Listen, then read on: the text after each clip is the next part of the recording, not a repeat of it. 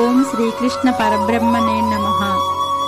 ఈరోజు భగవద్గీతలో 2వ అధ్యాయంలో 47వ శ్లోకం చెప్పుకుందాం. కర్మణ్యేవాధికారస్తే మా ఫలేషు కదాచన మా కర్మ ఫలహేతుర్భూః మా తే సంగోస్త్వకర్మణి. కర్మలను ఆచరించుటయందే నీకు అధికారము కలదు, కానీ దాని ఫలితం పైన లేదు. నీవు కర్మఫలమునకు కారణము కారదు, అట్లని కర్మలను చేయుట కూడా మానరాదు. కర్మఫల త్యాగం అంటే చేస్తున్న సకల కర్మలను లోక కళ్యాణం కోసం చేయడం, అలాగే చేసిన అంతిమ ఫలితాన్ని తిరిగి ఆశించకపోవటమే కర్మఫలం అంటే. జై శ్రీకృష్ణ.